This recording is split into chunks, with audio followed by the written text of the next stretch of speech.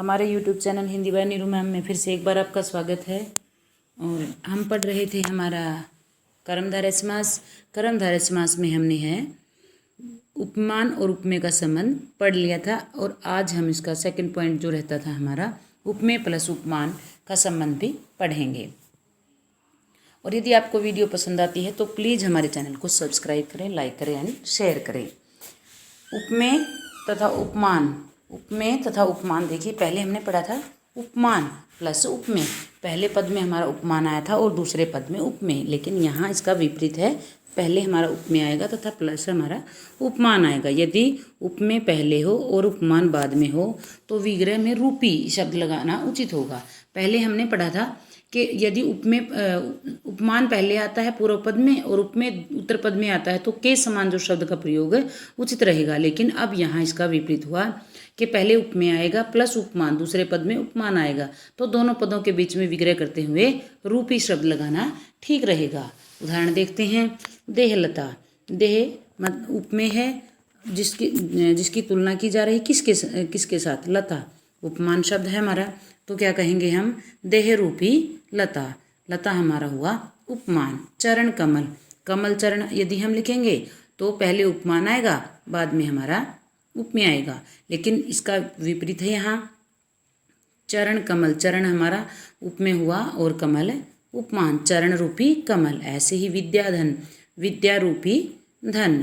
विद्या को हम दो तरह से लिख सकते हैं, आप देख भी सकते हो। विद्या में द को हलंत भी आ सकता है और इसको, इन दोनों को इकट्ठा भी हम लिख सकते हैं। संसार सागर, संसार रूपी सागर।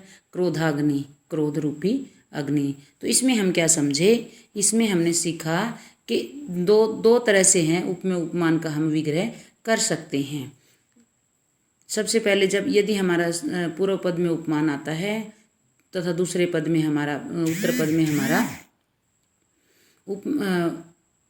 पूर्व पद में उपमान आता है और दूसरे पद में उपमेय आता है, तो हम रूपी शब्द का प्रयोग करेंगे, के समान शब्द का प्रयोग करेंगे।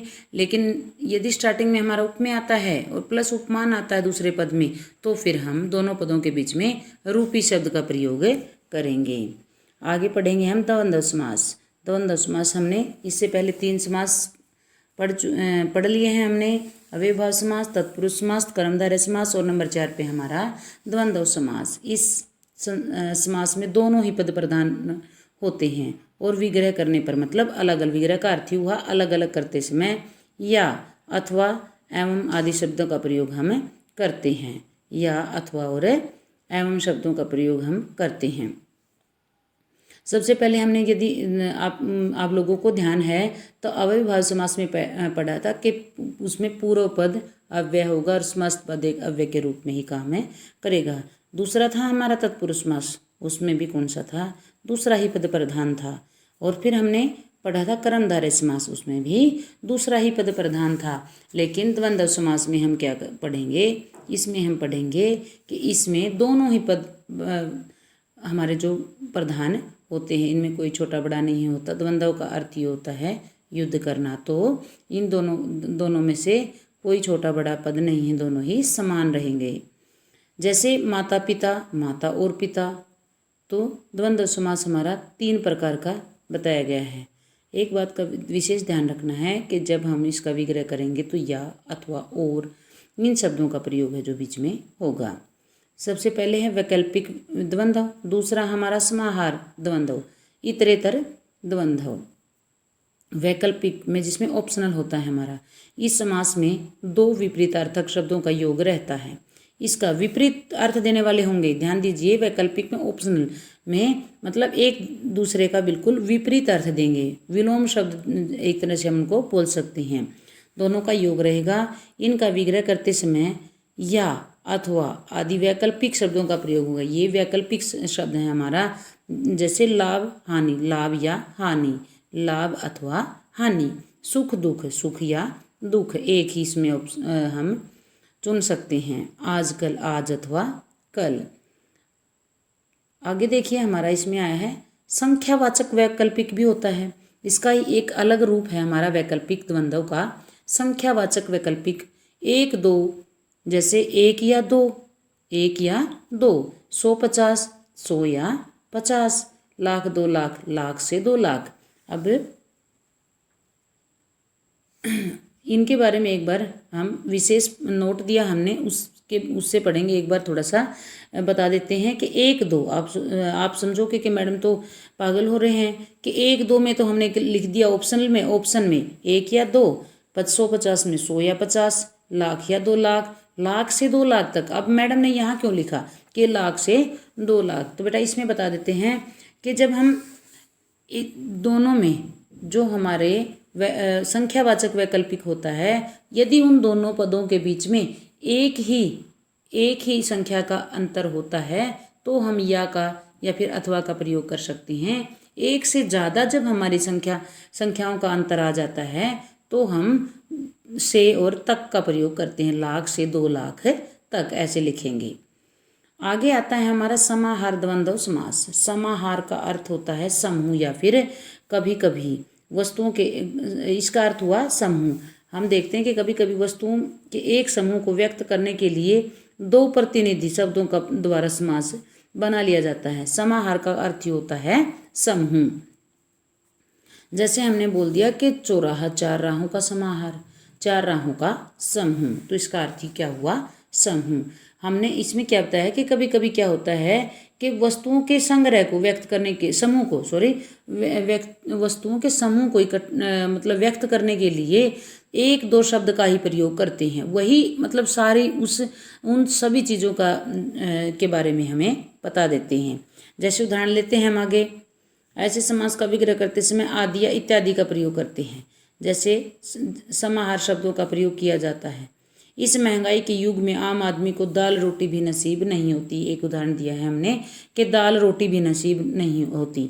इसमें दाल रोटी का अभिप्राय दाल और रोटी से ही नहीं, बल्कि ठीक है ये कि सिर्फ दाल रोटी ही तो थोड़ी चाहिए हमें जीवन यापन के लिए। हमें बहुत सारी जो हमें जीवन का गुजारा करना है उसके लिए बहुत सारी कपड़ा, रोटी, मकान, बहुत सारी चीज़ों की आवश्यकता होती है। तो इन 2 शब्दों के द्वारा है, दाल रोटी के साथ के द्वारा ही है जो पूरी जीवन यापन की वस्तुओं की कमी दिखाई जा रही है। जीवन निर्वाह के लिए जरूरी अन्य चीज़ों से भी है। ये बात बिल्कुल सही है कि दाल रोटी के साथ साथ केवल खाने से ही नहीं बल्कि वस्त्र, रहने के लिए मकान, इन चीज़ों की भी आवश्यकता दर्शाई गई है। घर द्वार आदि, मतलब घर द्वार सारी चीज़ों के, आदि का अर्थ हुआ आगे मतलब बहुत सारी चीज़ें भी हमें ज़रूरत पड़ती है। खाना पीना आदि, चाय पानी आदि। इतर देखिए, इतर प्लस इतर दोनों में इसका अर्थ हुआ दूसरा, कि द्वंद्व समास में दोनों ही पद प्रधान होते हैं। ये बात हमें पता है। हमने जब स्टार्टिंग में द्वंद्व समास पढ़ना शुरू किया था तो ये बात स्टार्टिंग में ही थी कि हाँ इसमें दोनों पद प्रधान होते हैं, साथ ही अपना अलग अलग अस्तित्व भी रखते हैं। दोनों पद प्रधान भी होते हैं लेकिन अपना अपना इनकी एक अलग पहचान होती है दोनों शब्दों की, पूर्व पद की भी और उत्तर पद की भी। इनका विग्रह करते समय और, तथा, एवं संयोजक शब्द, संयोजक का अर्थ हुआ जोड़ने वाले शब्दों का प्रयोग किया जाता है। जैसे देखते हैं क्या है, अन्न जल। देखिए अन्न और जल, हमें जीवन यापन के लिए केवल अन्न की ही जरूरत नहीं होती, जल की भी उतनी ही जरूरत होती है जितनी अन्न की। दाल भात, दाल अकेले से काम नहीं चलता, चावल भी उसके साथ हमें चाहिए। इसलिए कहा गया है कि दोनों पदों के बीच में और तथा योजक शब्दों का इसमें प्रयोग होगा। दूध रोटी, दूध तथा रोटी दोनों ही चीज़ बराबर की हमें आवश्यकता पड़ती है। 55, 5 और 50, 89, 9 और 80। अब कुछ विशेष बातें इसमें दी गई हैं। द्वंद्व समास में यदि दोनों पद पूर्व तथा उत्तर पद संख्यावाची हो तो उसे द्वंद्व समास की श्रेणी में ही रखना चाहिए। एक समास हमारा आगे आएगा द्विगु समास, उसमें भी संख्यावाची, अभी हमने पढ़ा था कि संख्यावाचक वैकल्पिक द्वंद्व में 1 2 हमने संख्याएं पढ़ी थी।